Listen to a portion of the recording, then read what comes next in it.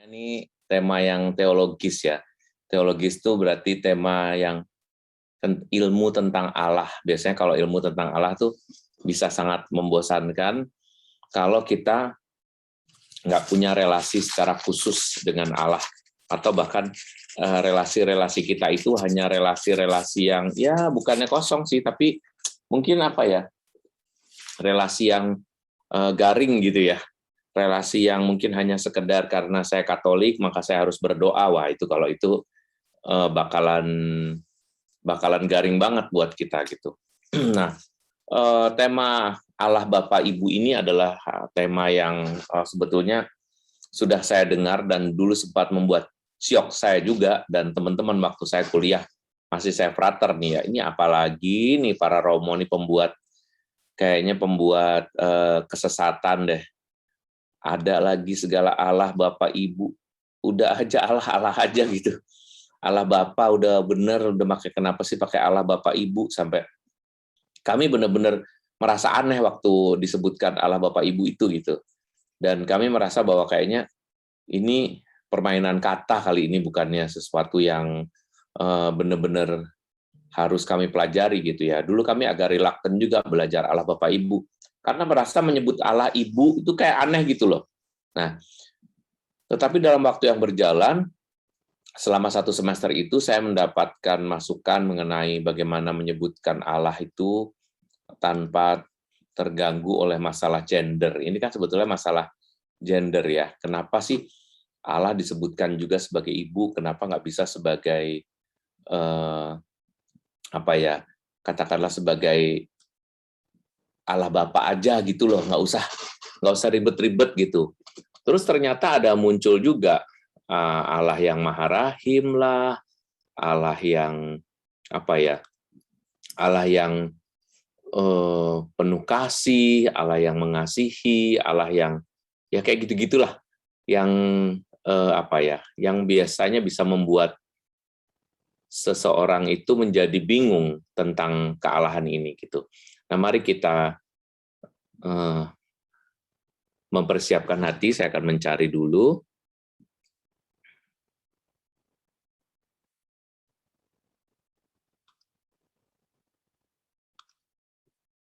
Bentar ya.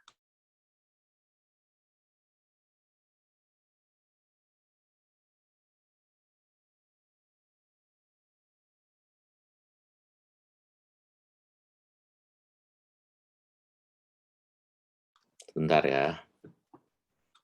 Oke.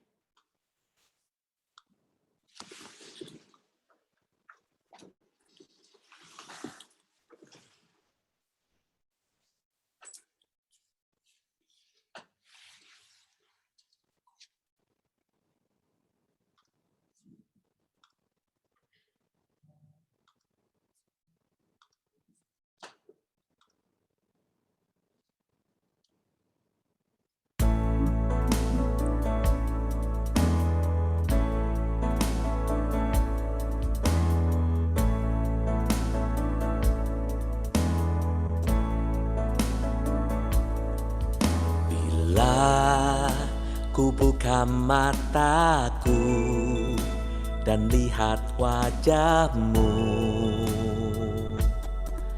ku terkagum bila ku lihat hidupku dan karya tanganmu. Ku tersanjung karena semua yang baik dalam hidupku itulah karyamu. Kau beri kesempatan yang baru dan ku ingin mengenalmu Tuhan lebih dalam dari semua yang ku kenal. Tiada kasih yang melebihimu. Ku ada untuk menjadi penyembahmu. buka mataku dan lihat wajah-Mu. Ku terkagum bila ku lihat hidupku dan karya tangan-Mu. Ku tersanjung karena semua yang baik dalam hidupku itulah karya-Mu. Kau beri kesempatan yang baru dan ku ingin mengenal-Mu, Tuhan, lebih dalam dari semua yang ku kenal. Tiada kasih yang melebihi-Mu. Ku ada untuk menjadi penyembah-Mu.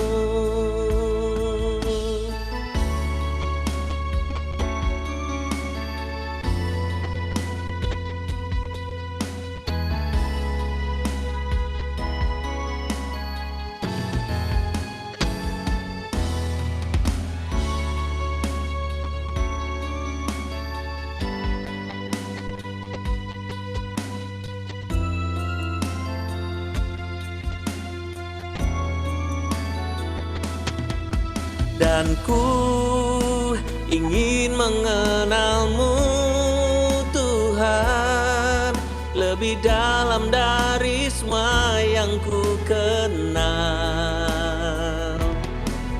Tiada kasih yang melebihi-Mu. Ku ada untuk menjadi penyembah-Mu.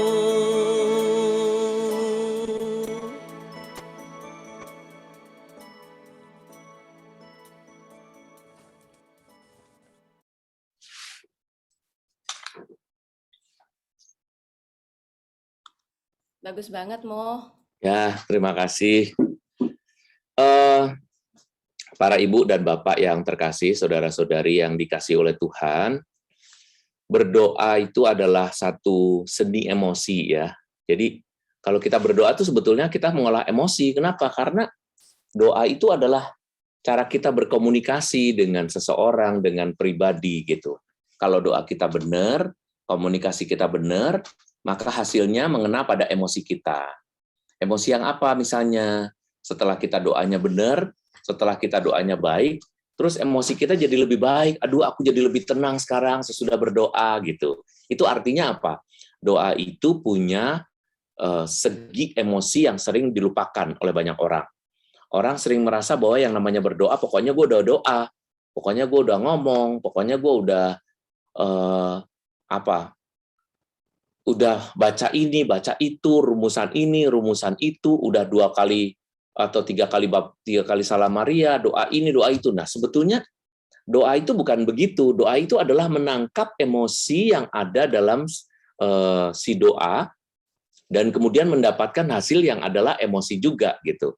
Jadi kalau emosi ketemu emosi ini benar, maka kita merasa bahwa doa itu sungguh emosi. Yang kita persembahkan kepada Tuhan itu adalah emosi kita. Nah, itulah sebabnya kenapa banyak orang yang tidak menggunakan emosi lalu menjadi malas berdoa. Kalau udah malas berdoa, akibatnya menjadi apa? Menjadi kering hidupnya. Kalau udah kering hidupnya, lama-lama nggak percaya. Lama-lama hanya menggunakan akal saja. Lama-lama hanya tinggal pakai pikiran doang. Nggak pakai hati lagi, lama-lama rasanya hilang, nggak percaya, dan akhirnya mulai merasionalisasi kehadiran Tuhan. Nah, kita mau berbicara mengenai salah satu sisi doa itu. Kan namanya kita menyebut Allah. Kalau Allah, ya Allah gitu bisa juga ya. Tapi kalau kita menyebutnya Allah, Allah Bapa atau Allah Putra atau Allah Roh Kudus, itu kan rasanya langsung kena ya, jelas siapa yang kita tuju. Saya dulu pernah berbicara mengenai kealahan ini misalnya dari sisi kalau kita berdoa, jangan sampai berdoa kita itu ngaco. Doa kita tuh menyebut misalnya Ya Allah, Bapa yang Maha Baik, Tuhan Yesus, Engkau benar-benar bertahta dalam hati kami, ya Allah Roh Kudus. Dan Engkau selalu, ya Bapa, Engkau selalu, jadi nyebutnya gitu ngaco. Doanya kayaknya bagus, tetapi sebutannya ngaco karena tidak menggunakan emosi. Hanya menggunakan pikiran dan kemudian tidak menggunakan hubungan yang dekat atau intens atau hubungan yang intimate ya dengan Allah sendiri. Nah, sekarang ini kita ingin membuat hubungan kita dengan Allah itu intimate gitu. Intimate artinya intim, sangat intim, berasa seperti sedang berdoa yang baik. Tidak banyak orang yang tahu bahwa Allah itu bisa disebut sebagai ibu ya. Biasanya kalau nyebut ibu ya langsung Bunda Maria gitu aja. Dan ini menunjukkan sebetulnya tanda bahwa di dalam kehidupan manusia kebutuhan akan Allah Ibu itu sangat besar. Buktinya apa? Kita butuh banget Bunda Maria. Orang butuh banget berdoa kepada Bunda Maria. Semua paus ya, rata-rata lah 95% dari paus yang ada di dunia ini, paus maksudnya pemimpin kita ya. Nah, paus itu semua mempunyai kapel pribadi kepada Bunda Maria. Kenapa? Karena dengan berbicara dengan seorang ibu, dengan Bunda Maria, lalu merasa berbicara dengan seorang perempuan yang menerima, yang mengasihi tanpa syarat gitu ya, yang mengatasi, yang melampaui akal, yang bisa doanya nggak bagus juga merasa diterima gitu. Nah itulah yang membuat sebetulnya kebutuhan kita akan Allah yang sebagai ibu itu juga penting gitu. Nah sayangnya kita biasanya menyebut Allah itu hanya sebagai Bapa. Bapa, ya Bapa. Sehingga konsep Bapa itu nempel banget di kita gitu. Sedangkan Yesus berbeda dengan Bapa. Apalagi kita berbicara tentang Bunda, ya pasti Bunda Maria lah gitu. Nah, mari kita cek sekarang ini kebutuhan kita itu akan Allah Bapa dan juga Allah Ibu yang nanti akan kita sebut sebagai Allah Bapa Ibu ya. Nah, bukan Allah Bapa itu bukan Allah Bapa dan Allah Ibu, bukan ya. Allah Bapa Ibu itu ya yang sama, Allah yang sama yang kita punya sama gitu. Nah, Allah Bapa Ibu itu adalah Allah yang satu, bukan Allah yang lain. Dia adalah Allah yang selalu menyertai kita dalam kehidupan ini, dan Allah yang Bapa dan Allah yang Ibu itu adalah Allah yang kita sebut Allah sebagai pencipta. Dia bukan Yesus dan dia juga bukan Roh Kudus. Ya Allah Bapa yang kita sebut sama dengan Allah Ibu itu. Tetapi ngapain sih kita repot-repot nyebutinnya, udahlah, Allah Bapa aja deh Romo, ini pakaian begini-begini nanti ganggu kami nih Romo, kalau nyebutin Allah jadi aneh. Saya maunya pemimpin itu Bapak aja deh, nggak usah pakai ibu-ibu kalau mau mimpin rempong, mimpin apa-apa juga rempongnya duluan, ya suruh ngambil keputusan juga lama. Yang ada adalah apa? Cemas duluan, kalau ngingetin nggak selesai-selesai, diingetin lagi, relapse, pokoknya apa-apa diulang-ulang. Jadi remindernya tuh banyak. Nanti kalau nulis juga banyak, kalau ngomong juga banyak, kalau nasihat lebih lagi ya kan udah semua udah kayaknya yang jangan sampai ada yang ketinggalan. Udah deh Allah Bapak aja deh, Allah Ibu tuh kayak menurunkan derajat deh. Menurunkan derajat kealahan gitu. Oke, kita lihat ya. Mari kita baca Allah adalah kasih. Dari 1 Yohanes 4 ayat 7 sampai 13. Saudara-saudaraku yang kekasih, marilah kita saling mengasihi, sebab kasih itu berasal dari Allah. Dan setiap orang yang mengasihi lahir dari Allah dan mengenal Allah. Barang siapa tidak mengasihi, ia tidak mengenal Allah, sebab Allah adalah kasih. Dalam hal inilah kasih Allah dinyatakan di tengah-tengah kita, yaitu bahwa Allah telah mengutus anaknya yang tunggal ke dalam dunia, supaya kita hidup olehnya. Inilah kasih itu. Bukan kita yang telah mengasihi Allah, tetapi Allah yang telah mengasihi kita, dan yang telah mengutus anaknya sebagai pendamaian bagi dosa-dosa kita. Saudara-saudaraku yang kekasih, jikalau Allah sedemikian mengasihi kita, maka haruslah kita juga saling mengasihi. Tidak ada seorang pun yang pernah melihat Allah. Jika kita saling mengasihi, Allah tetap di dalam kita, dan kasih-Nya sempurna di dalam kita. Demikianlah kita ketahui bahwa kita tetap berada di dalam Allah, dan Dia di dalam kita. Ia telah mengaruniakan kita mendapat bagian dalam Roh-Nya. Membaca tulisan ini memang kalau sekilas kurang nendang ya. Kenapa? Karena kita dikejar waktu, satu. Yang kedua, ini adalah pertemuan publik, ranah publik. Nggak mungkin saya sampai mendemonstrasikan atau mengekspresikan sebagaimana tulisan ini dibuat oleh Yohanes. Ingat ya, Yohanes itu adalah seorang yang ekspresif melankolis. Ya, Yohanes khusus Santo Yohanes pengarang Injil itu sama, nulis Santo Yohanes ini juga sama, penulisnya sama nih. Ya, tetapi ini bukan Injil. Yang Injil adalah yang satunya yang nggak pakai huruf 1, nggak pakai huruf 2, itu Injilnya. Ya, nah Yohanes itu adalah seorang yang melankolis. Dia begitu puitis, dia begitu romantis, sehingga bacanya harusnya nggak begitu gitu. Nah, kalau kita cek di sini dikatakan saudara-saudaraku yang kekasih, nyebutnya juga. Oleh sebab itu semua romo sekarang kalau nyebut umatnya bilang saudara-saudari yang terkasih gitu. Waduh, padahal kayak mengasihi banget, padahal habis diomelin dari depan. Kamu kenapa mobil diparkir di situ? Kenapa kamu datangnya telat? Wah, romonya habis ngomel terus bilang, saudara-saudari yang terkasih dalam Yesus Kristus. Di mulut gampang, ya kan?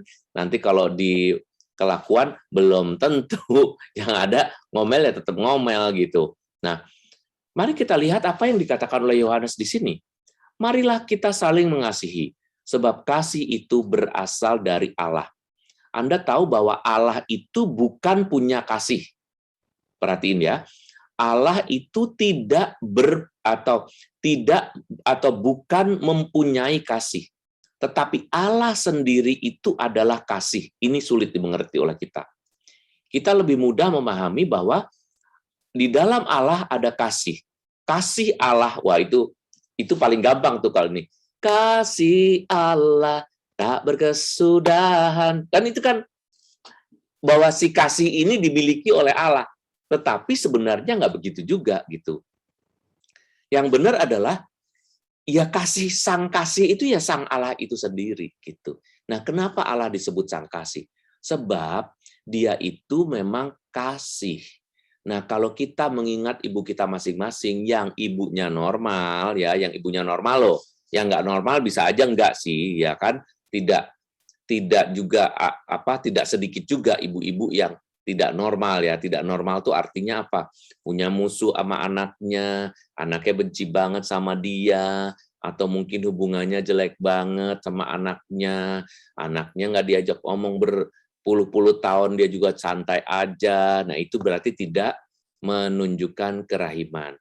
Tetapi Allah ini enggak, yaitu bahwa dia telah mengutus anaknya yang tunggal ke dalam dunia. Sehingga kalau Allah mengutus anaknya, biasanya yang mengutus anaknya itu adalah ibu.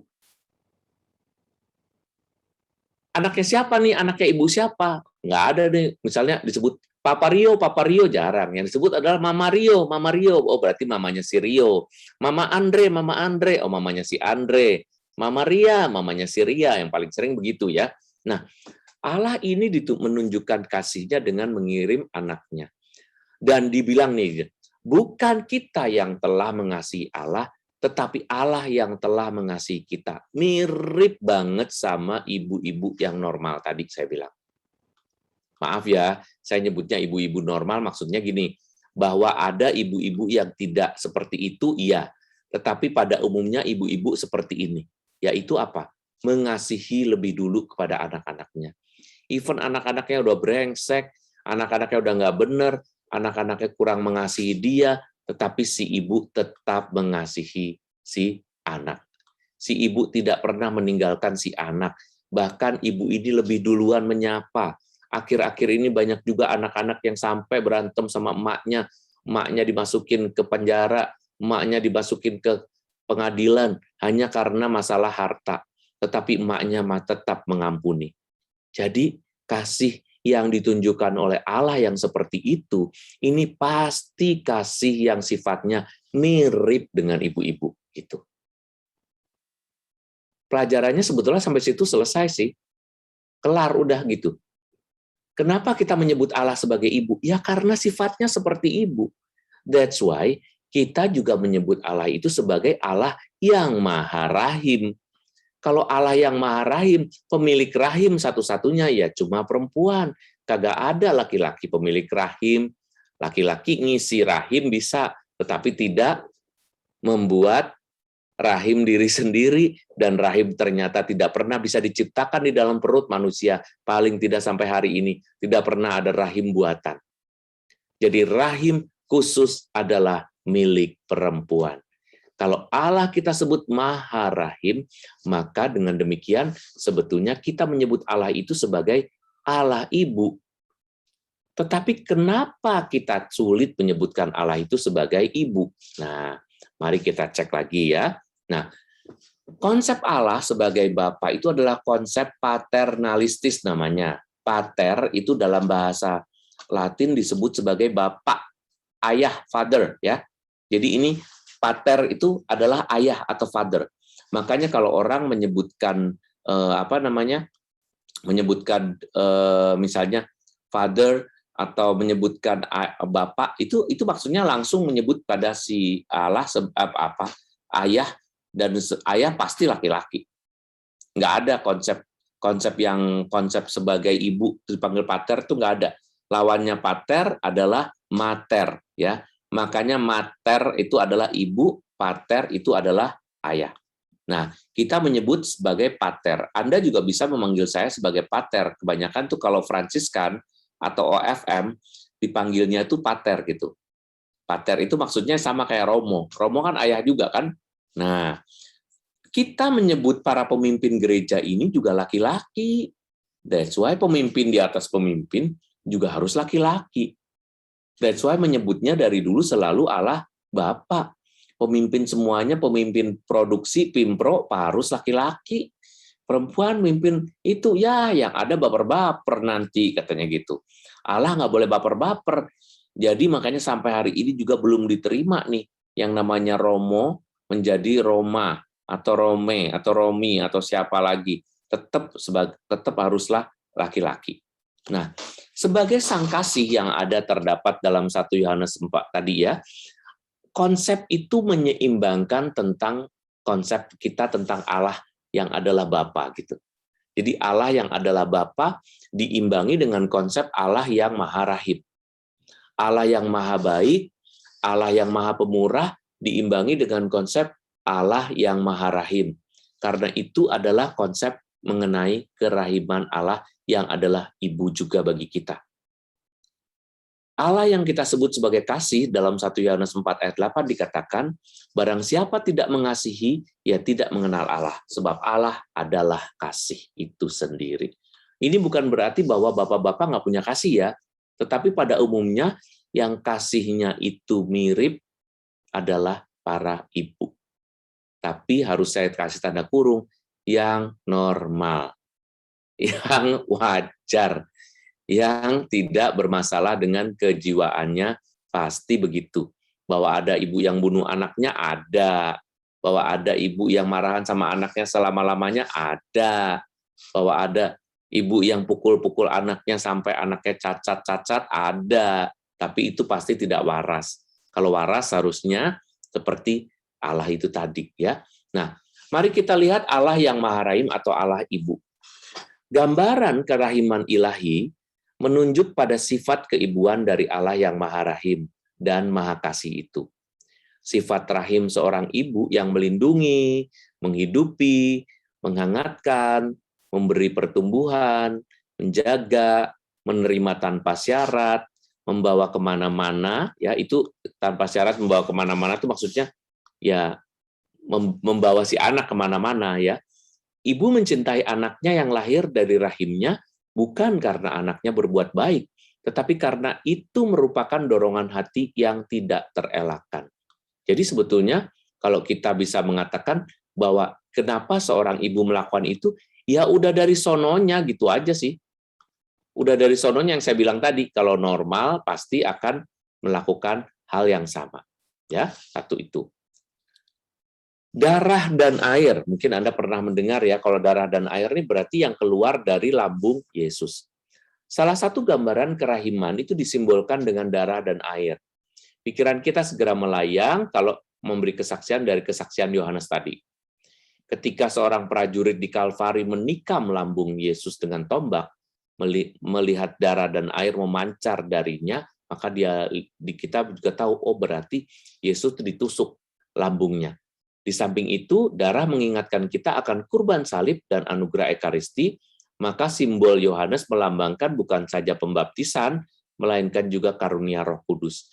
Sebelum meninggalkan dunia ini, namanya sebagai ibu, ya Allah itu punya sifat keibuan, Yesus juga punya.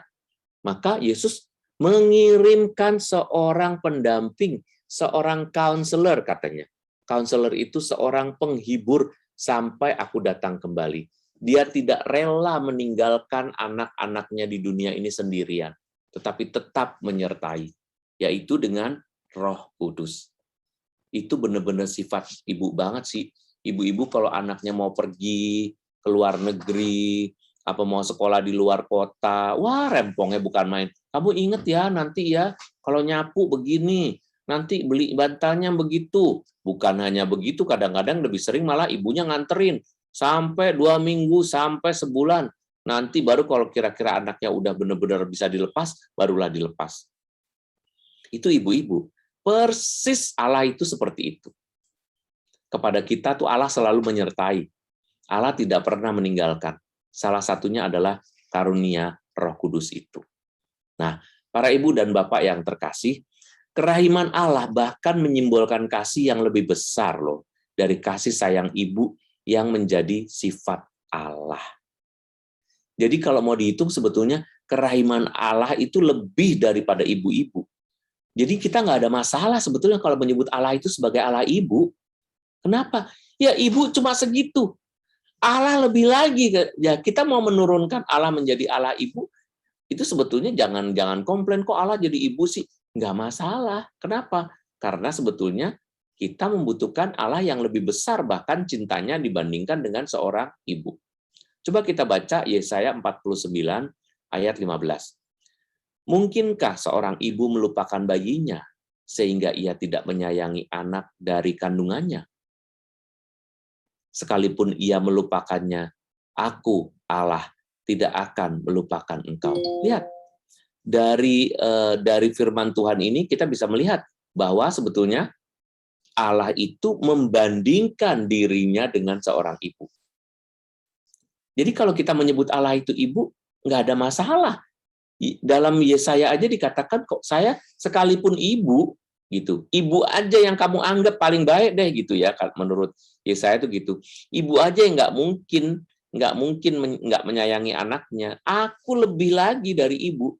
Jadi engkau panggil aku sebetulnya ibu dari segala ibu harusnya. Bukan hanya Allah ibu. Nah, dengan begitu jangan ragu-ragu memanggil Allah sebagai Allah ibu. Ya kan? Kalimat ini menunjukkan dengan jelas, aku sekali-kali tidak akan melupakan engkau. Seperti seorang ibu. Kalaupun ibu bisa lupa, aku enggak gitu. Sifat rahim Allah Bapak Ibu sekarang ya, kita lihat sifat rahimnya itu seperti apa. Itu lihat, itu Yohanes Paulus kedua dengan Bunda Teresa. Nah, kalau dilihat dari gambar itu menunjukkan betapa kalau orang itu udah dekat dengan Allah ya. Orang sudah dekat dengan Allah Bapa, dia juga dekat dengan sifat keibuan. Maka dia cocok banget namanya Santo Yohanes Paulus kedua ini dengan Ibu Teresa atau Bunda Teresa. Cocok dengan nama Anda juga. Jadi Allah yang ibu ini harusnya dipanggil juga oleh para anggota Bunda Teresa ini. Kenapa? Karena itu menunjukkan, lihat, dua-duanya menunjukkan sifat kebapaan dan keibuan yang sama. Seorang Bunda Teresa itu bukan hanya seorang ibu, dia juga seorang pemimpin loh. Ya, dia seorang pemimpin di biara yang sampai hari ini masih ada.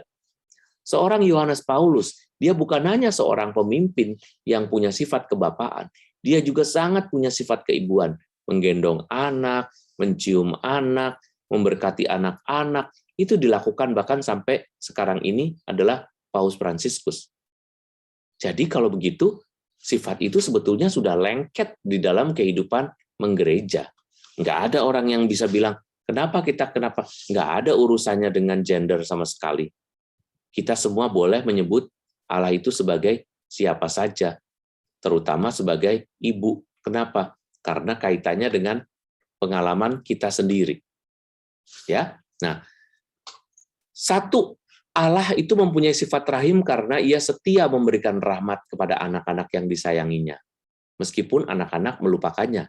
Kita lupa, tapi ibu-ibu tuh selalu menunggu anaknya pulang. Semua ibu-ibu yang benar.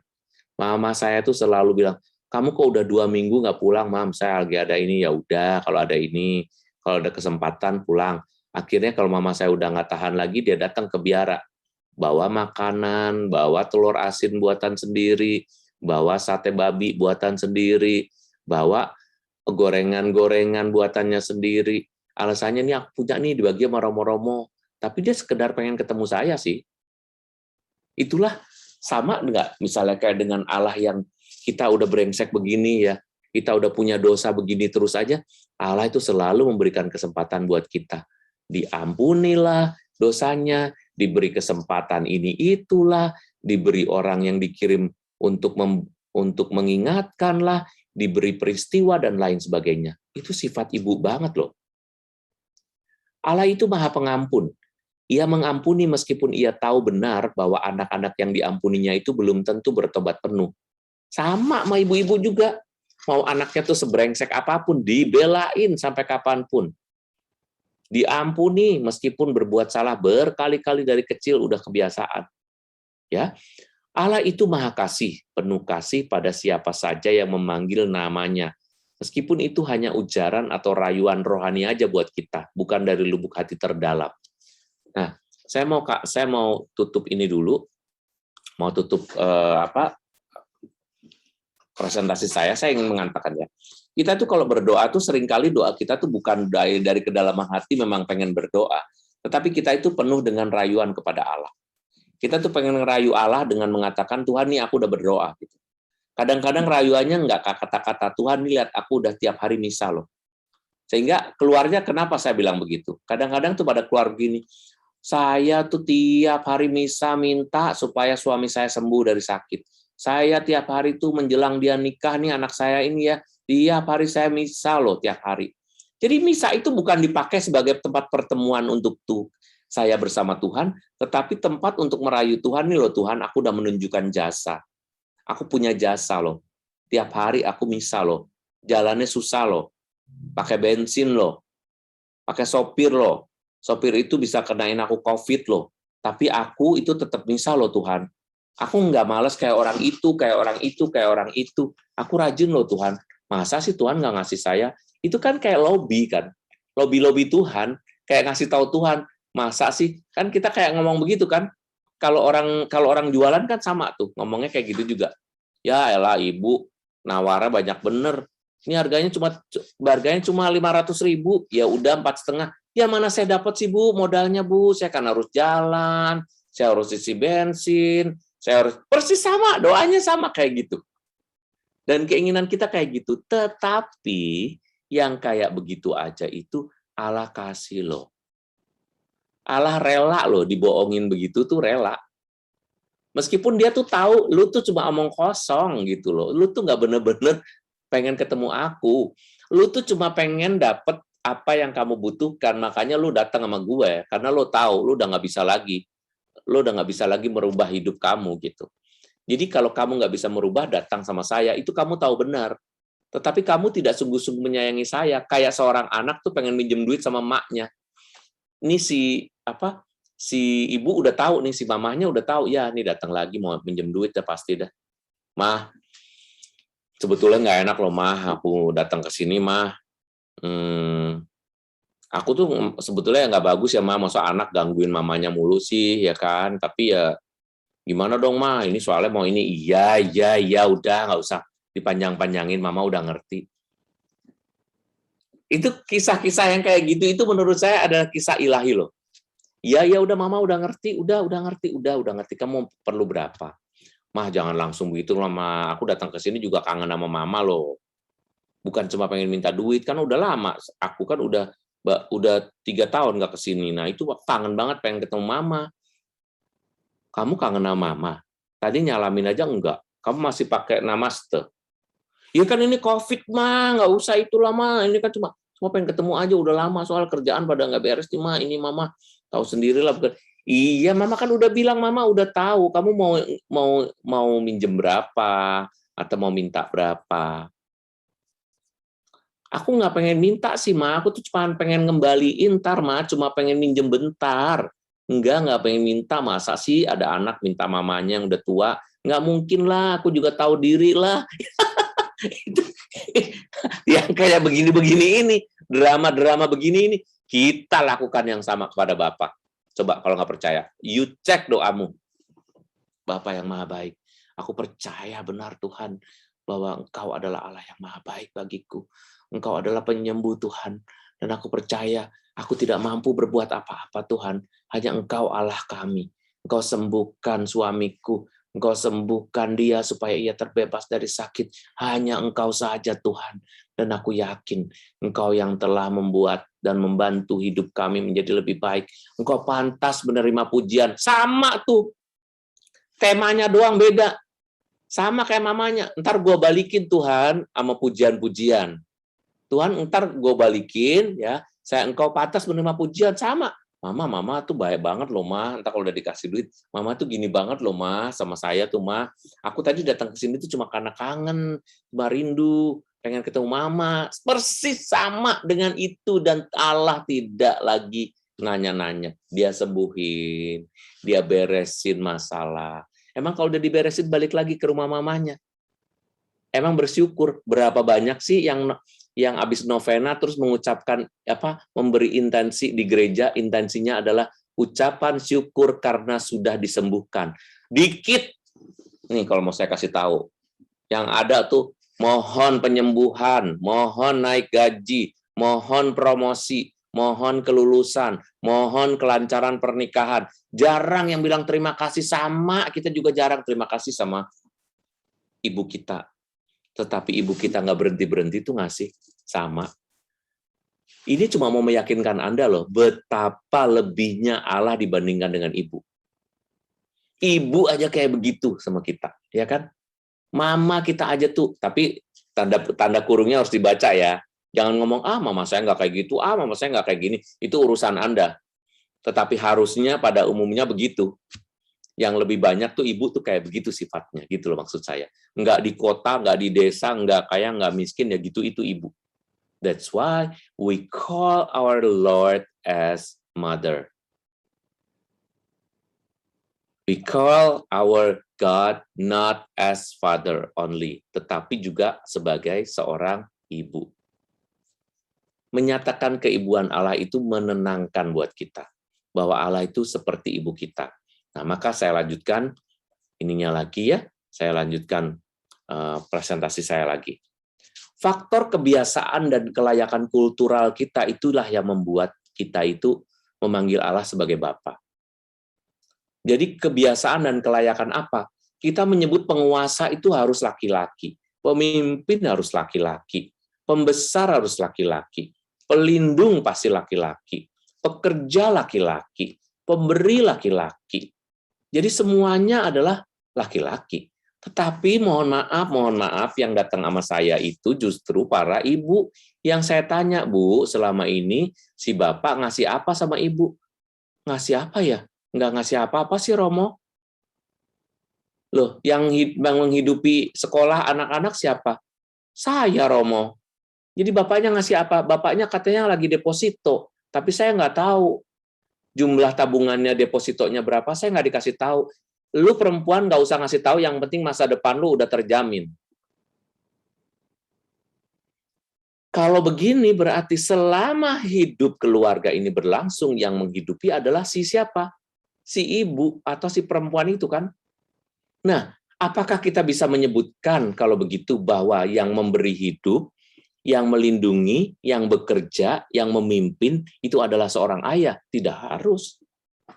Kita aja yang selalu membiasakan diri kita masuk dalam paternalistik tadi. Bahwa penguasa dan lain sebagainya itu adalah para bapak. Padahal para ibu, sekarang ini pun mungkin beberapa ibu membetulkan, iya Romo, saya yang kerja Romo. Meskipun banyak yang bilang, kalau perempuan mah bisanya di rumah, bisanya masak, nanti beranak, nanti sama bercanda-bercanda dia mengurusin anak. Udah habis ngurusin anak dia ke salon supaya bodinya dibenerin lah, mukanya dibenerin. Saya melihat tidak semua orang seperti itu. Justru kebanyakan orang tuh berjuang untuk hidupnya. Tidak memperhitungkan seperti itu, tetapi melihat bahwa keluarganya menjadi nomor satu ketika dia menikah. Bukankah Allah kita seperti itu? Allah kita nggak pernah loh membuat dirinya itu menjadi begitu besar, menjadi begitu bermartabat, sampai dia itu merasa tidak layak dipanggil sebagai ini, panggil sebagai itu. Enggak, Allah kita itu Allah yang rendah hati. Kita menyebut sembarangan aja dia tetap, meskipun kita salah, dia tetap.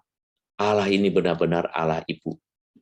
Gelar atau simbol, entah itu Allah Bapa, itu bukan kenyataan Allah, seperti pikiran duniawi kita.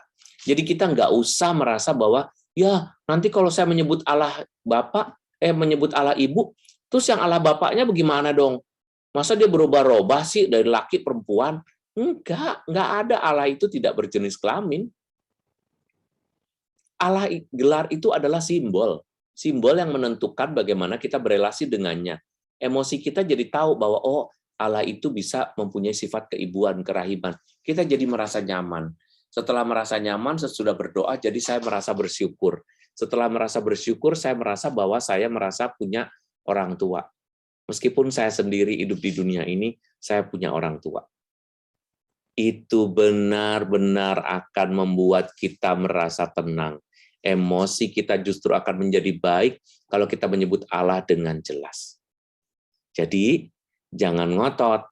Kenapa Allah Bapa menjadi Allah Ibu? Nggak mau iseng-iseng, bukan soal iseng ini beneran. Allah itu memang tidak berjenis kelamin, karena kalau Allah berjenis kelamin, ya bukan Allah, itu kita. Cuma kan kayak begini kan harus diingetin lagi, kadang kita tanpa sadar merasa bahwa Allah itu ada jenis kelaminnya loh. Ntar dia ngomel lagi dijadiin perempuan, ya elah, masa Allah rempong. Yang rempong situ, bukan Allah. Allahnya mah tetap. Itu kan simbolik ya, gitu ya. Nah ini gambaran ini misalnya kan, itu gambaran Yesus dengan si Yohanes. Yesus itu punya sifat kerahiman juga. Dia punya sifat yang biar anak-anak datang kepadaku, dia bisa nangis, menangisi Lazarus dan sebagainya, menangisi kota Yerusalem. Dia tahu semua. Dan itu adalah sifat keibuan ya. Lambang orang tua adalah yang paling sering digunakan untuk membicarakan hal yang tentang ilahi. Jadi kalau nggak Allah ya ibu, kita nggak bisa menyebut tuh misalnya kalau Allah yang Allah pemimpin itu ya Allah Bapa atau Allah Ibu. Kita nggak bisa Allah tante, Allah om, nggak bisa. Yang paling bisa ya kalau nggak Bapak ya Ibu, udah gitu doang. Jangan diperluas. Romo, karena itu cuma simbol, boleh nggak kalau saya manggil Allah om? Ya boleh sih, cuma you menjadi orang aneh aja kalau gitu. Kenapa? Karena Allah itu memang orang tua kita. Kenapa? Karena kita disebut anak-anaknya, bukan anak omnya. Gitu ya. Jadi kita menyebut Allah sebagai Bapak atau Ibu itu bukan dengan maksud kategori gender, melainkan simbol untuk mengkomunikasikan informasi tentang yang ilahi, yang transenden. Yang ilahi itu yang tinggi ya, yang tidak terjangkau, kepada yang duniawi atau imanen. Imanen itu bukan kata dasarnya iman ya. Imanen itu maksudnya yang terbatas. Dan yang transenden itu yang ini itu yang tidak terbatas, yang ini yang terbatas. Ya, transenden dan imanen. Nah, jadi apa yang salah dengan sebutan Allah Ibu? Bukankah bahkan ia lebih dari seorang ayah ataupun seorang ibu? Gitu. Anda jadi nggak boleh sibuk ngurusin itu. Kalau Anda merasa banyak orang yang akan ngomong, misalnya Allah Bapak Ibu yang terkasih, mungkin orang akan, ini ngapain sih ini orang nih? Ya nggak apa-apa, kita membudayakan sesuatu yang baru. Allah Bapak, Allah Ibu, gitu. Itu boleh juga. Allah Bapak Ibu yang terkasih, Allah Ibu yang terkasih, kami percaya Engkau punya sifat kerahiman, keibuan. Nah, itu mungkin lebih menjelaskan. Yang tidak boleh diganti adalah kata Allahnya. Jadi nggak boleh panggil ya Allah menjadi ya Ibu. Nah, ya kalau ya Ibu kita seolah-olah manggil Bunda Maria nanti gitu. Maka sebutannya harus ya Allah Ibu atau Allah Bapa. Karena dia adalah Allah. Coba lihat dari Keluaran 3 ayat 14. Firman Allah kepada Musa, Aku adalah Aku. Lagi firman-Nya, beginilah kau katakan kepada orang Israel, itu, Akulah Aku, telah mengutus Aku kepadamu. Jadi nama Allah nggak boleh diganti, Aku adalah Aku. Dalam bahasa Ibrani disebutkan sebagai Eyeh, Esher, Eyeh. Eyeh itu aku, Esher itu kayak is, ya. Lalu Eyeh, Eyeh, Esher, Eyeh. Akhirnya menjadi Yahweh itu, Yahweh. Yahweh itu artinya adalah aku adalah sang aku. Nggak boleh diganti nama lain lagi. Contohnya itu. Oke. Jadi kalau begitu bagaimana dong Romo berdoanya? Kan masalahnya ada di situ sekarang. Kita tadi diawali dengan problem berdoa. Sekarang bagaimana masalah berdoa? Berdoa dengan menyebut Allah Ibu adalah hal yang biasa seperti kita menyebut Allah Maha Rahim. Karena kita membiasakan diri menyebutnya demikian. Yang penting adalah cara kita berdoa aja. Paling di awal-awal kita merasa sedikit aneh. Benar nggak sih ini? Benar nggak sih? Yakinlah. Allah adalah kasih dan Allah tidak berjenis kelamin. Jadi, what will you say? Allah Ibu? Boleh. Mau sebut Allah Bunda? Boleh. Yang penting jangan jauh-jauh dari situ gitu. Nggak ada Allah Tante, Allah Om, Allah Keponakan, Allah apa. Nah, itu yang nggak jelas. Karena harus orang tua. Karena kita dianggap sebagai anak-anaknya, maka hanya ada dua kemungkinan, yaitu Bapak dan Ibu. Sebut aja salah satu atau dua-duanya disebut juga boleh. Barang siapa tidak mengasihi, ia tidak mengenal Allah. Sebab Allah adalah kasih. Nah, dari sini saya ingin menegaskan kepada kita semua. Berusahalah menjadi anak-anak yang baik, menyebut Allah sebagai Bapa atau menyebut Allah sebagai Ibu dengan baik, supaya akhirnya kita menjadi anak-anak yang baik, yang menyebut nama Allah tidak dengan sembarangan, tetapi penuh dengan hormat. Tuhan memberkati, silahkan saya menyerahkan kepada MC-nya untuk kita bersama-sama mendiskusikan mengenai hal yang baru saja saya sampaikan. Amin. Amin. Terima kasih Romo, luar biasa. Sesuatu yang baru yang saya pelajari hari ini. Sebenarnya apa yang disampaikan itu semua sesuatu yang sudah kita ketahui ya Romo ya. Tetapi konsep Allah Bapak Ibu itu sesuatu yang baru menurut saya dan saya sendiri juga. Ya benar juga sih, maksudnya Allah Maha Rahim itu kita sudah tahu. Lalu namanya Allah itu kasih kita juga sudah tahu. Nah tinggal menyebutnya itu bahwa Allah Bapak Ibu itu yang sesuatu yang baru gitu Romo. Nah tapi mungkin apakah itu sesuatu yang sekarang dianggap sebagai lazim digunakan Romo di gereja kita? Karena saya baru pernah dengar hari ini gitu. Karena gereja kita berhasil maksudnya karena gereja kita biasanya menyebutkan sesuatu yang tidak mau membuat bingung orang, ya biasanya diseragamkan Allah Bapa. Tetapi maksud dari seminar ini adalah bahwa kalau kita menyebut Allah Ibu itu nggak ada masalah, sebetulnya gitu aja. Dan itu diyakini oleh gereja semesta. Okay. Bahkan gereja itu disebut sebagai Bunda Gereja, kan? Ya nggak sih? Nggak disebut Bapak Gereja, nggak. Bunda Gereja. Benar, karena gereja adalah mempelai Allah gitu ya. Betul gitu. Nah itu konsep-konsep itu kan konsep-konsep laki-laki perempuan itu sering dijodoh-jodohkan. Tetapi konsep. Yang penting adalah bahwa kalau kita nggak yakin, yakinlah bahwa Allah tidak berjenis kelamin. Yakin nggak? Yakin. Nah kalau yakin di situ berarti nggak ada bersalah. Ini cuma masalah teori aja. Tetapi saya belajar itu dari Romo Bonowiratmo, waktu itu adalah seorang teolog ya, yang kami semua tahu, semua Romo harusnya tahu bahwa Allah itu bisa disebut Ibu dan tidak ada dosa atau tidak ada salah apapun. Cuma masalah supaya tidak menjadi kebingungan orang aja, kan harus ada seminarnya dulu. Ya benar. Yang penting bahwa kita menyadari bahwa kerahiman Allah itu yang dilukiskan seperti seorang ibu kasihnya. Betul, ya. Baik, oke Romo. Teman-teman sekalian, apakah ada pertanyaan yang mau disampaikan? Silahkan diketik di chat atau boleh akan kami buka sehingga Bapak Ibu bisa langsung bertanya. Yuk, silahkan yuk. Kalau ada yang mau bertanya. Romo, ngomong-ngomong, Romo di mana nih, Mo? Pakai jaket gitu, Mo? Kenapa? Kedinginan. Di kamar, cuma tadi lupa itu ya, jaketnya ininya 16. Oh, oke. Enggak kedinginan sih. Daripada saya pakai kaos. Okay. Kaosnya tulisannya rohani juga, cuma lebih bagus kalau lebih keren aja gitu Mo ya. Lebih keren ya. Itu yang saya mau sih. Oke, teman-teman sekalian, apakah ada pertanyaan? Bu Ilona, boleh saya tanya, Bu Ilona? Boleh, silakan Pak, silakan Pak. Selamat siang, Pak Romo Erwin. Selamat siang. Tadi Romo menjelaskan bahwa doa itu harus dari hati ya, jadi emosional gitu. Ya. Kebetulan saya mempunyai kesempatan 2 minggu ini saya adorasi di kapel. Karena kan saya udah nggak boleh ke gereja karena umurnya kan udah banyak ya. Jadi di kapel itu kita bisa buka sendiri lemari sakramen Maha Kudus. Hari minggu lalu saya buka sakramen Maha Kudus itu langsung saya gemeteran, Romo. Terus 2 hari yang lalu saya buka, saya berdoa sendiri, tiba-tiba air mata saya keluar sendiri gitu, Romo. Apakah itu tanda-tandanya, Romo? Bapak ini kapelnya kapel di mana ya, Pak? Kapel ini di Gembala Baik di Bogor, Romo. Oh, bukan kapel rumah kan? Oh, bukan.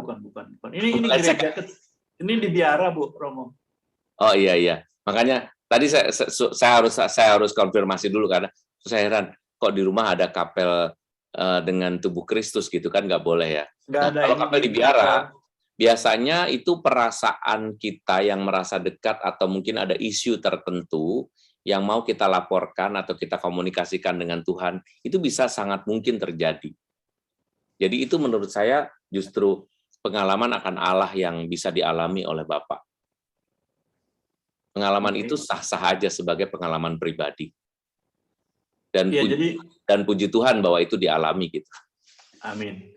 Jadi kalau berdasarkan itu, kalau dengan bahasa kerennya bahwa saya mengalami kehadiran Roh Kudus gitu, Romo? Ya nggak apa-apa, bagus saja. Itu kalau Bapak ngalamin gitu ya saya nggak bisa mengklaim, bohong gitu. Kita lihat nanti sesudahnya adalah buahnya. Ya. Jadi dari yang pengalaman itu akan menjadi valid kalau buahnya baik. Buahnya misalnya Bapak jadi nggak takut, Bapak jadi misalnya lebih sabar, Bapak jadi penuh dengan penyerahan, Bapak juga lebih mantap, dan merasa lebih dekat dengan Tuhan. Wah, itu udah luar biasa sih.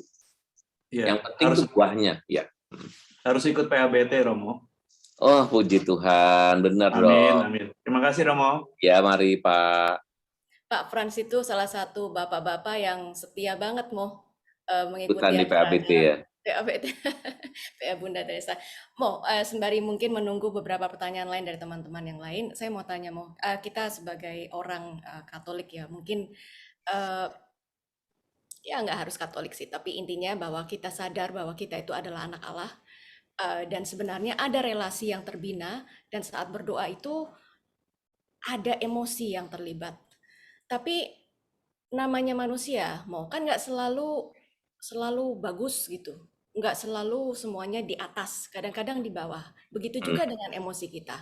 Jadi waktu berdoa kadang-kadang merasa, aduh saya mau ngomong apa ya doanya ya, atau ada sedikit kekeringan di dalam hati itu. Apakah itu sesuatu yang artinya apa yang harus kita lakukan untuk supaya bisa memaintain? Apakah tetap bisa di-maintain semuanya selalu seperti kita melibatkan seluruh emosi kita dalam setiap kali berdoa sehingga kata-kata yang keluar tuh juga bagus-bagus semua gitu istilahnya, Romo, atau bagaimana Kekeringan itu adalah tanda intensitas kita berdoa ya. Jadi kalau orang pernah merasa kering dan perasaan kering itu benar-benar dinamai oleh dia, saya merasa bahwa saya sekarang merasa kering gitu ya. Bukan kata lu kayaknya lagi kering deh, bukan kata orang, tapi kata diri saya sendiri, saya merasa saya sedang kering. Itu tanda bahwa saya dekat sama Tuhan.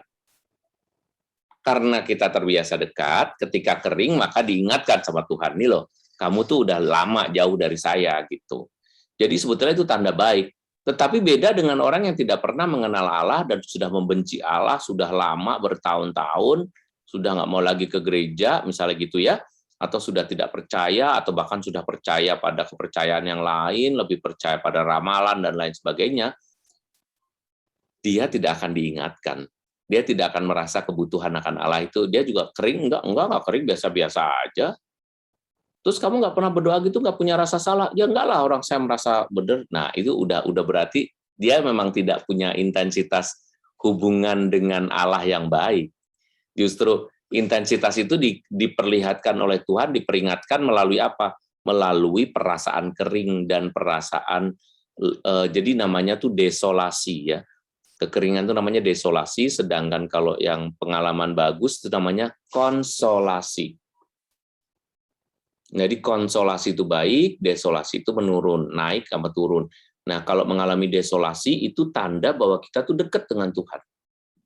Bukan tanda jelek bahwa saya ditinggalkan Tuhan, enggak. Kita yang udah lama ninggalin Tuhan, mungkin diingatkan sama Tuhan, kamu udah lama, makanya kamu kering. Nah, sekarang coba tolong diperbaiki supaya kamu nggak kering lagi, gitu. Lebih gitu sih, kayaknya. Kekeringan itu menimbulkan emosi yang juga, emosi yang naik turun, bahkan emosinya menjadi buruk, gitu. Nah, itu tanda kita butuh usaha lagi untuk mendekati Tuhan. Oh, oke, Mo. Jadi ternyata itu adalah tanda yang positif ya, Mo ya? Positif, ya, tanda positif. Kalau nggak diingetin sama Tuhan, berarti ya udah lepas aja, silahkan sana atur hidup lo sendiri, gitu. Kayak begitulah. Maaf ya, saya pakai bahasa-bahasa biasa supaya Anda tuh ngerasa gitu loh. Daripada saya pakai bahasa-bahasa yang yang manis-manis, nanti nggak terlalu terasa buat kita, nggak nendang gitulah ibaratnya. Kayak kurang cabe gitu. Iya dong, Mo. Daripada saya teologis banget, nanti Anda nggak merasa. Iya, oke, Mo. Ini ada pertanyaan yang dikirimkan di chat. Tadi kan Romo bilang, kalau mau bertemu Tuhan perlu ada emosi yang terlibat. Nah, bagaimana kalau menuruti emosi yang lagi malas berdoa? Malas memuji, terutama ketika dalam kekecewaan. Apakah perlu dituruti emosi kita yang malas? Nah, itu bukan emosi, itu sikap. Emosi malas tuh nggak ada, yang ada sikap malas. Ya, itu yang nanya harus tahu membedakan antara sikap dengan emosi. Emosi itu apa? Emosi itu macam-macam. Sedih, senang, kecewa, bosan, duka dan sebagainya ya. Termasuk yang dilupakan, kata Didi itu merasa dilupakan, diabaikan, tidak diterima, terus lalu ditolak, tidak dicintai lah gitu-gitu, atau perasaan dicintai. Nah, itu emosi. Jadi kalau malas itu bukan perasaan tuh, harus dicari malas itu kenapa? Malasnya itu adalah sikap.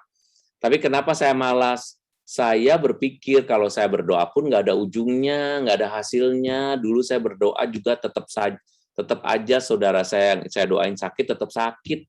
Saya percuma berdoa. Dalam pikiran kita begitu, sehingga emosi kita berubah menjadi emosi yang dull, merasa bahwa boring, saya wasting time. Nah, saya merasa bosen. Dari bosen itu muncul males. Males itu sikap, jadi nggak ada emosi males. Ya, cuma salah nama, tetapi hasilnya sama. Nah, pada saat situasi seperti itu terjadi sama kita, paksa diri kita untuk berdoa. Namanya berajere kontra. Ajere kontra itu penting banget dalam hidup rohani kita. Ajere itu kerja ya, berajere itu usaha, effort gitu loh, kayak effort ya. Jadi kontra itu jadi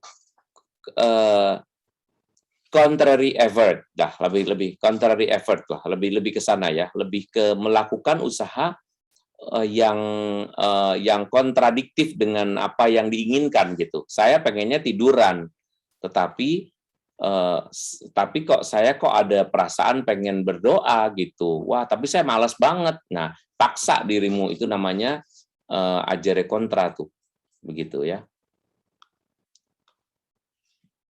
Baik, Mo. Terima kasih.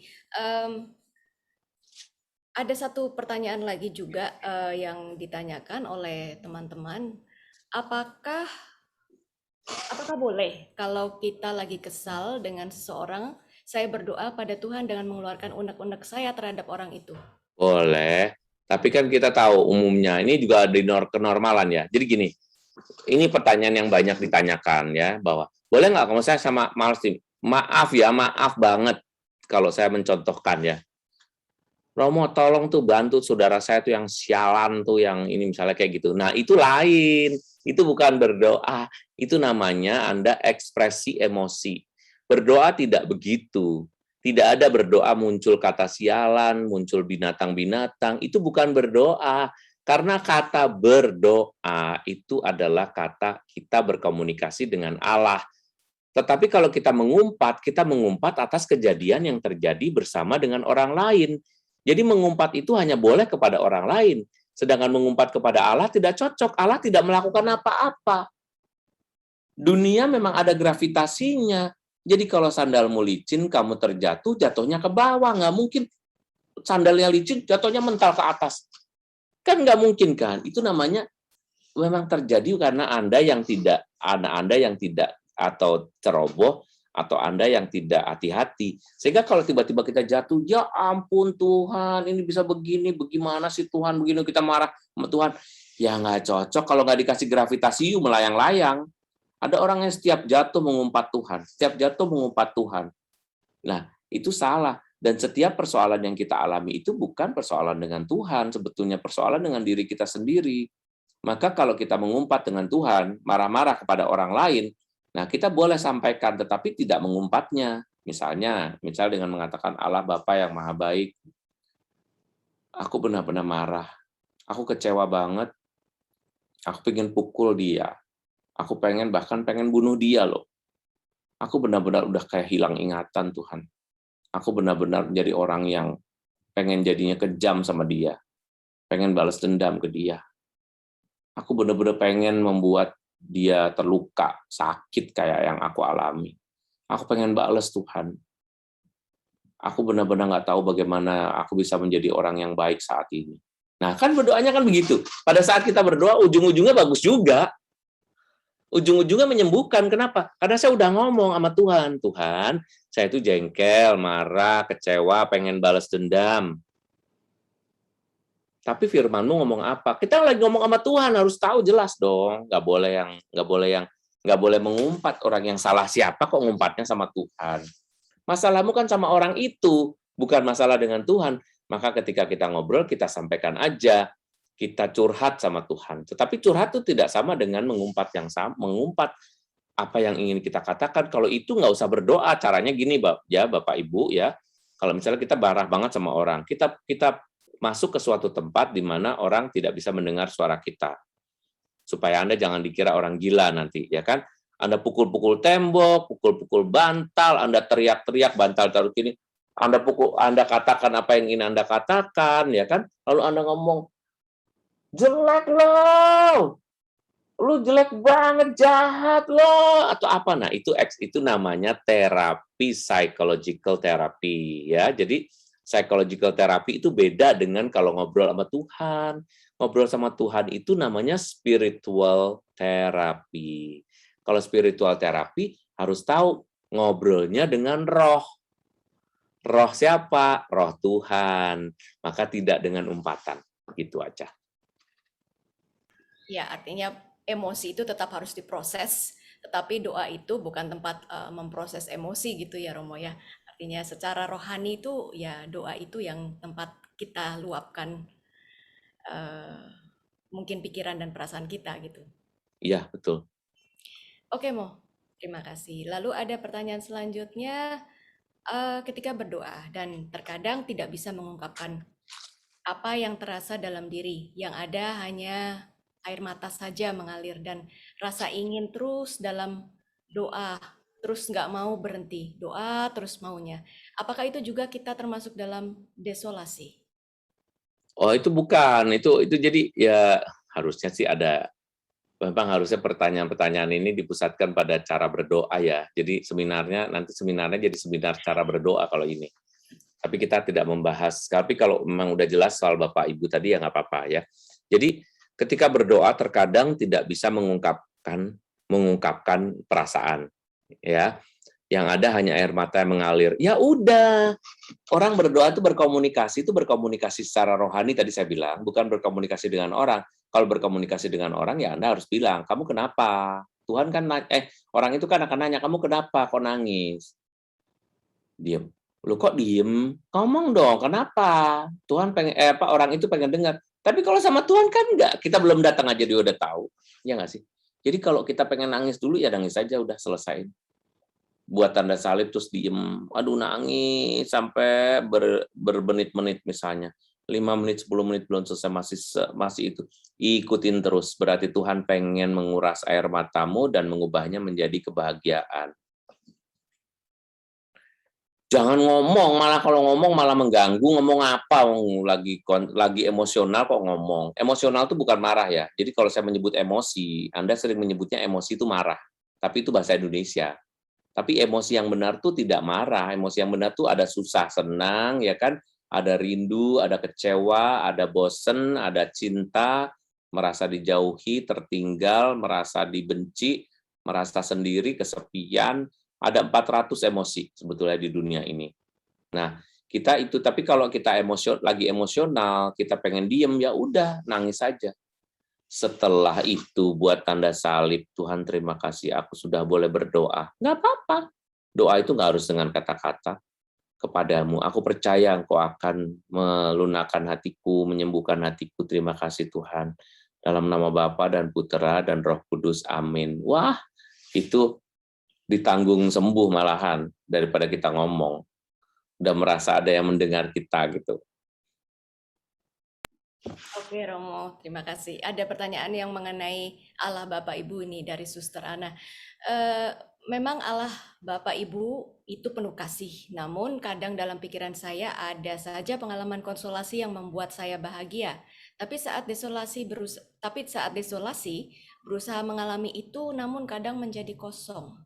Bagaimana Romo untuk mengalami pengalaman kasih itu? Tadi saya bilang ya, pengalaman konsolasi dan desolasi itu adalah pengalaman akan Allah. Jadi pengalaman itu akan dialami oleh semua orang. Tidak ada orang yang konsolasi terus-menerus, bisa gila dia. Jadi jangan salah, kalau kita mengalami konsolasi terus, akan gila kita. Justru perimbangan kita itu adalah susah senang. Jadi senang terus tuh berarti udah gila, udah. Tapi justru habis senang, kita tahu membedakan. Ini senang, ini tidak senang. Ini konsolasi, ini desolasi. Dan ketika saya konsolasi, saya bisa dengan mudah, ya Tuhan, ku percaya.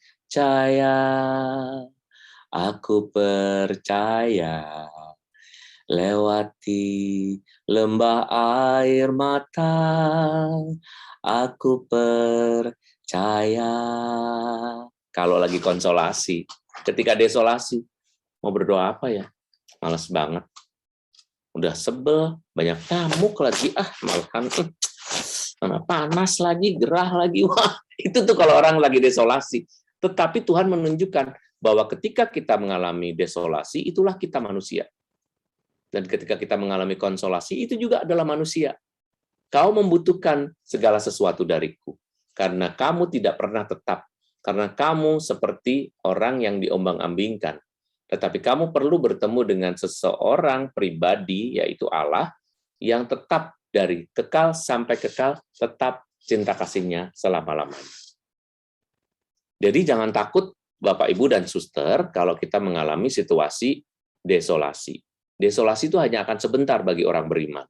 Kita benar-benar kalau lagi pekerjaan, lagi sibuk, tuh nggak bisa. Tetapi kalau pekerjaan lagi udah mulai lancar lagi, udah nyantai kita. Balik lagi. Tapi carilah pengalaman konsolasi sebanyak-banyaknya, supaya kita nyaman ya. Dan biarkan konsolasi itu menjadi tema besar, bukan desolasi terus. Orang kalau desolasi terus sakit jiwa juga. Jadi ada yang setiap kali ikut PD, gubrak lagi. Lah, 20 tahun asal dia kok gubrak terus, oh ini ada kelainan ini pasti. Itu pasti. Kalau penyembuhan itu malah justru membuat Allah jadi tidak berkuasa gitu. Pengalamannya tetap sakit terus, pengalamannya tetap gubrak terus. Ya enggak lah, sewaktu-waktu nolong orang, masa hidup sekali kok relaksasi terus, hidup kok resting in the spirit kok terus-terusan, ya nggak bisa, ya kan? Ada kalanya you harus bantu orang, support orang, ya kan? You harus mendukung orang, bukan hanya menikmati saat sendiri. Justru kadang-kadang di saat, kalau saya mengalami ya, sebagai seorang imam pun, pada saat saya mengalami desolasi, saya malah dituntut oleh Tuhan untuk melayani begini. Jangan dikira pada saat saya memberikan seminar tiap hari begini, nih tiap hari saya sedang dalam kondisi consolation gitu ya. No, sometimes enggak. Tetapi saya tetap harus begini, supaya menunjukkan Allah yang baik. Nah, kalau hubungan saya tidak baik dengan Tuhan, tidak akan berkuasa, tidak ada powernya. Tetapi konsolasi dan desolasi itu harus dimenangkan oleh konsolasi. Jangan desolasi terus-menerus. Kalau desolasi terus-menerus, cepat-cepatlah Anda berusaha untuk menghubungi seorang ahli jiwa. Entah itu psikiater, entah konselor, gitu kan, entah psikolog. Supaya apa? Supaya benar-benar bisa tertangani. Karena tidak semua dapat ditangani secara spiritual, tetapi lebih sering justru dapat ditangani secara psikologis. Karena yang psikologis itu juga hadiah dari Tuhan. Jangan mengira itu hanya manusiawi. Nggak ada Tuhan menghadiahkan psikologi itu, psike itu jiwa, ya kan? Itu ilmu psikologi itu hadiah dari Tuhan juga. Supaya jangan mengandalkan dia doang. Mujizat lagi, 20 tahun ikut Bunda Teresa, kalau ada doa dikit lagi, nangis keras. Doa dikit lagi, jatuh dia langsung. Nah, ini lagi langsung resting in the spirit. Lah, kapan gembiranya, kapan happy-nya orang kok sama terus? Gitu ya. Buahnya, dari buahnya Anda akan tahu itu bagus apa enggak. Oke, Mo. Ada satu pertanyaan yang menurut saya cukup menarik.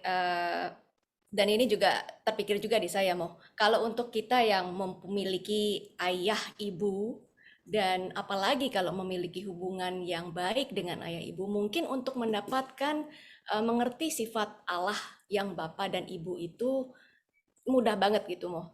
Bagaimana dengan orang yang nggak punya bapak ibu, misalnya yatim piatu, yang belum pernah merasakan kasih sayang bapak ibu, atau bahkan yang selalu dalam hidupnya mengalami sakit terus menerus atau disakiti terus menerus oleh bapak atau ibunya. Jadi bagaimana caranya memahami bahwa konsep Allah Bapak Ibu yang Maha Rahim itu? Harus banyak ikut seminar ya. Karena kita kalau nggak mengalami sendiri harus dialami oleh orang lain dan orang lain yang berbagi. Itu namanya memberi kesaksian. Nah, kalau kita sering mendengar kesaksian dari orang, kita bisa percaya dan tidak semua harus dialami. Kebayang nggak sih saya ngurusin keluarga, saya tidak berkeluarga?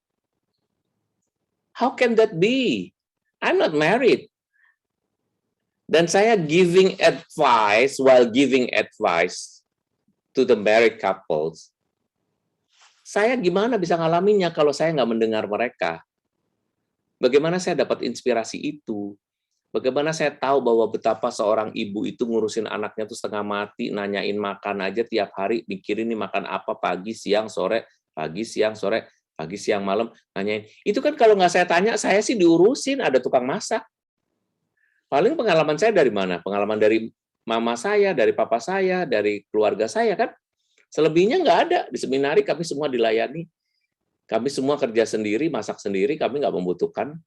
Tetapi ceritanya nggak boleh begitu. Kan itu cerita tidak real. Yang kami alami ini adalah hal yang tidak ada dalam kehidupan berkeluarga. Maka saya harus mendengar suara orang lain atau inspirasi atau kesaksian dari orang lain. Nah, kalau saya tidak punya pengalaman dengan ibu yang seperti itu pun, saya harusnya justru mencari figur ibu dalam diri Allah yang pasti tidak mengecewakan. Mencari figur ayah yang pasti tidak mengecewakan juga. Kenapa? Karena dia hanya mendengar, dia memberi. Tapi kan kalau nggak ada orang yang datang sama dia, nggak ada yang tahu, maka butuh pewarta, gitu loh. Pewarta itu bisa pewarta dalam arti seperti ini, atau pewarta dalam arti memberikan kesaksian hidupnya. Maka ketika orang memberi kesaksian, di Bunda Teresa ini kalau dibiasain, kalau ada memberi kesaksian ya silahkan. Itu juga baik juga, itu juga pewartaan yang akan menginspirasi orang untuk melakukan ini dan itu. Baik, Mo. Terima kasih banyak, Mo, untuk penjelasannya. Teman-teman sekalian, saya rasa cukup ya. Ada mungkin kalau tidak ada pertanyaan lagi, kita akan lanjutkan dengan Bu, boleh satu lagi nggak, Bu? Oh, Pak Frans ya. Iya. Boleh, Pak. Boleh, Pak. Romo, just to confirm, kalau kita bicara mengenai Allah Ibu, jadi angle-nya adalah dari Allah yang Maha Rahim, karena yang punya rahim itu ibu. Betul begitu, Romo? Enggak hanya Allah yang Maha Rahim, Allah yang Enggak, maksudnya itu salah satunya kan? Iya, tapi kalau Bapak bilang angle kan berarti alasannya itu, bukan itu. Justru saya bilang salah satunya adalah Allah yang Maha Rahim, tapi kan saya bilang tadi, Allah itu penuh kasih setia, Allah itu Maha Pengampun, Allah itu Maha Pemberi, itu semua kualitas ibu. Jadi bukan hanya itu. Tetapi justru dalam semua, termasuk juga Allah adalah kasih tadi, yang dari 1 Yohanes, itulah alasan mengapa kita bisa menyebut Allah sebagai ibu. Oke. Jadi bukan karena kerahimannya doang. Oke. Kerahimannya itu dipenuhi dengan keibuan yang lain, misalnya seperti mengasihi, memberi, mengampuni, melupakan dosa. Ketika kita mengatakan ya, sejauh timur dari barat engkau membuang dosaku, itu juga pengakuan akan keibuan Allah. Ibu kita juga begitu. Kamu dosa, udah nggak usah ngomong, udah nggak usah ngomong yang udah. Sama anaknya doang begitu, coba sama anak orang, seorang ibu sama anak orang, lu jangan macam-macam sama anak gua gamprak, tapar bener lu gitu. Karena itu seperti induk ayam gitu ya. Nah, itu artinya ibu. Nah, maka ibu kita itu ya seperti itu gitu. Ya, tadi kan Ibu Ilona juga bilang kan, ini kan term yang baru, dan buat saya juga term yang Betul, baru. betul, Pak. Ibu, ya. Jadi bisa diimprimatur sama Romo Erwin ya. Soalnya saya udah menulis, Bu, Romo. Lah, imprimatur nggak perlu sama saya, semua juga. Semua bahkan harus dipahami oleh Paus. Kalau saya membuat sendiri malah bahaya ini. Ini sudah universal, Pak. Jadi nggak perlu kata saya. Ini udah universal. Bahkan kalau misalnya ini dimasukin di YouTube pun nggak masalah. Kenapa? Karena memang ini universal, cuma Anda aja yang belum dengar gitu. Iya, betul. Terima kasih, Romo. Cuma karena ketidaklaziman kita, tapi Allah itu Allah Bapak Ibu, sungguh. Ini kan Jelas. menunjukkan, ya. Ini kan cuma menunjukkan bahwa kita tidak yakin gitu aja. Tapi Allah sungguh Bapak Ibu, dan bahkan melebihi Bapak Ibu. Kenapa kita takut? Begitu saja. Oke, terima kasih Bu. Mas. Makasih Bu Lona. Jadi sebenarnya ini kan lebih merujuk kepada sifat Allah itu sendiri kan. Benar, simbolnya. Simbolnya, iya. Karena Allah bukan Bapak, Ya, Allah bukan Ibu. Ya, betul. Dia tidak melahirkan atau dia lebih dari itu. Dan dia kan, misalnya kalau sebagai ibu dia harus mengalami maaf di period misalnya. Kan enggak kan? Sebagai perempuan enggak juga, sebagai laki-laki enggak juga. Jadi just a symbol. As a symbol, he can be called as a father and a mother. Karena motherly father bisa. Sebetulnya dalam bahasa Inggris ada sebutan motherly father gitu, atau heavenly father, bisa. Cuma kita aja coba kalau saya sebut Allah yang keibuan, Anda mulai apaan sih gitu. Tapi itu kan bukan karena tidak benar, itu karena Anda yang belum pernah dengar, cuma gitu aja. Sebetulnya cuma masalah itu. Baik, Mo. Terima kasih banyak, Mo. Allah yang Maha Baik memberikan berkat kepada kita sekalian untuk keluarga, pekerjaan, kesehatan, dan juga untuk putra-putri kita. Dalam nama Bapa dan Putera dan Roh Kudus. Amin. Selamat sore, terima kasih Tuhan berkati.